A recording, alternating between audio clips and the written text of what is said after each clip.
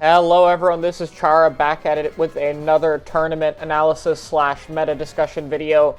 We're going to be going over the Area Cup Championship, which is basically a top Japanese tournament. Did a series where a bunch of winners of Area Cup competed against each other. This is the semifinal set, and I'm going to use it to talk about a bit of what happens in these games, but also just kind of go over what the meta is becoming, because especially the grand final set really shows off what exactly is happening with the meta recently, and it's not looking good, I'll be honest. But I wanted to start with a more simple one. We have this game on Schellendorf, where typically you will always see a ballpoint or an E-leader, and in this case, we have a Hydra. Double Neo Splash is pretty common right now. It's usually what you see on this map. The mobility is really useful, and Suction Rush is great for capping the zone here.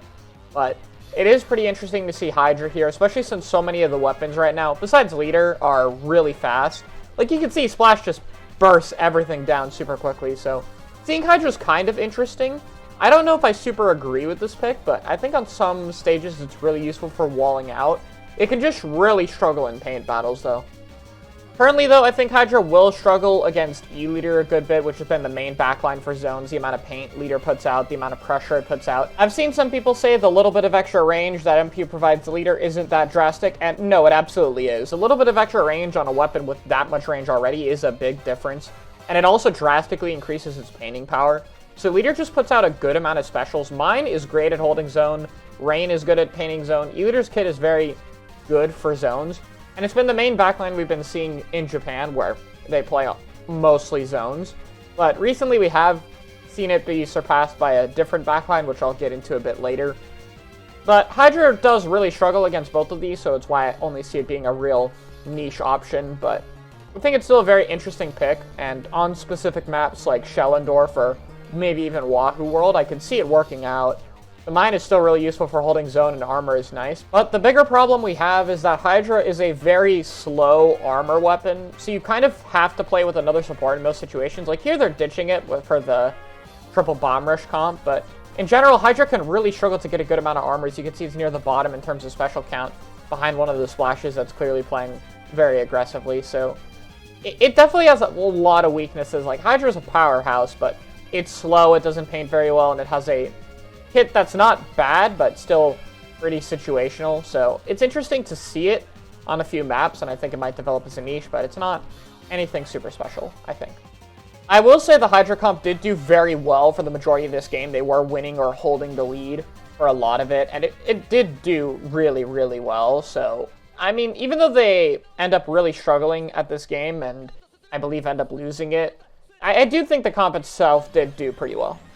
Now, I wanted to cut to Black Belly because this is the map where we see the new backline that's been taking over, and it's one I've personally seen coming, which is the Jet Sculpture. Specifically, both of them. Not just the custom jet. We have actually been seeing a ton more V-Jets, as it's the best weapon to spam them from a good distance.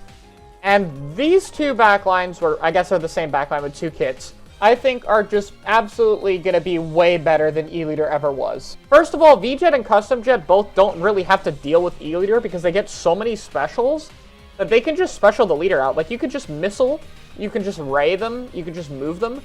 And Jets provide so much paint, they have good fighting power, they're fairly mobile, they have good shot velocity, they're a very strong, very versatile weapon that can special spam, that can paint, it just can do everything.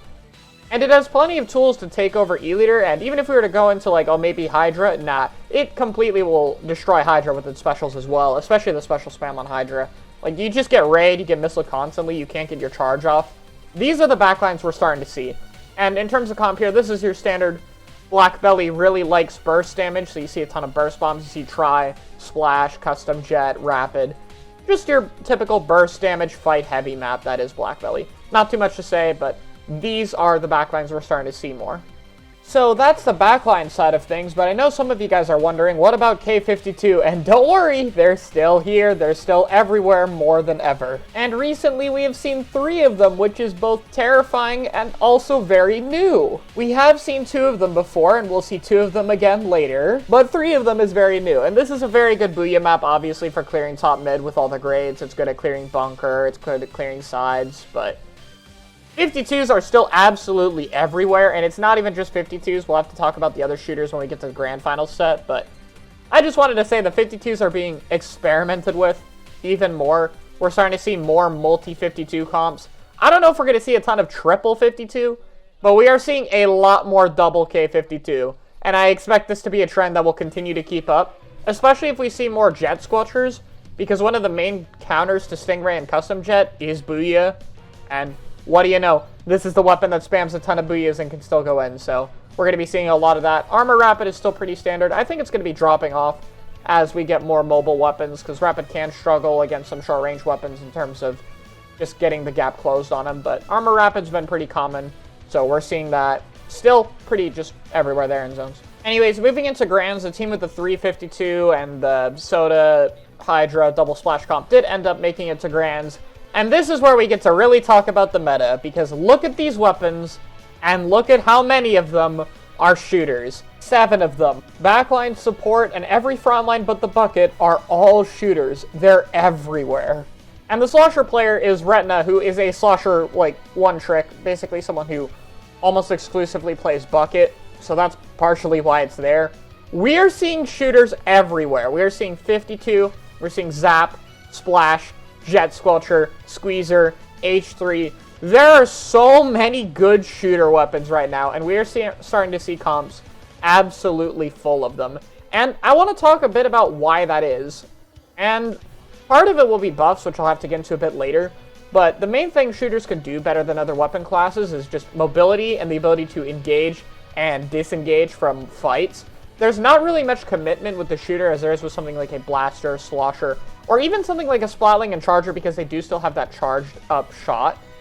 So the mobility of shooters just really helps with how important specials are, like with more Booyah, with more Ray, and more armor. You know, these are the weapon classes that can deal with these specials fairly well. And this is something that I feel has been kind of building for a long time, which is shooters are just slowly getting better while everything else slowly gets worse.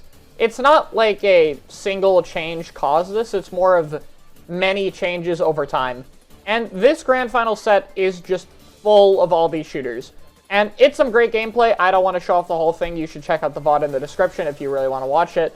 But that's a ton of shooters that we're having here. In terms of comps, the only real different things is we are seeing much more double K52 in this case, paired with Soda and Explo, and this will happen again on Reef later, where the other team continues to stick their quad shooter comp, which is the team that ends up winning the tournament. And even more drastic than this comp is the Albacore comp, in which we saw this. And this comp doesn't end up winning, but they, once again, do very well and almost win. For very unconventional comps we don't normally see, this is a bit concerning in terms of how good this can become. Like, this comp is already working out fairly well in a tournament with top JP teams going against each other. So if this is time to develop, we could absolutely be seeing more less than fun to play against comps. And from here, I kind of want to talk about all the shooters and what exactly has happened with them. So I'm going to pull up some tweets here, and this is from Kyo, 6x NA Championship for FT1. And he has talked about the Area Cup Championship today, and he mentioned that every time I see a quad shooter comp win, I have to think, is it because all 5 shooters right now happen to be insane, or is it that they have a greater margin of error and the other teams probably have to play perfectly not to lose? Probably a bit of both right now, but it's insane. This going back to this, shooters are so good right now because all of their specials are sick. The constant movement buffs and being able to disengage, re-engage whenever they want lets them make very small mistakes, and it's fine, but other guns get super punished. And this point's really important and something I touched about a little bit earlier. So it also goes on to say, wondering if it's a really strong period and people need to optimize other weapons, especially like Barellas, buckets, rollers, chargers more. The freedom that shooters give has never been this polarizing for a long while. And I'm going to pull up some buffs of shooters while I talk about this, but yeah, shooters have been slowly buffed, especially in the mobility, for a while. It has been Junior, Splash, 52, Zap, Shot.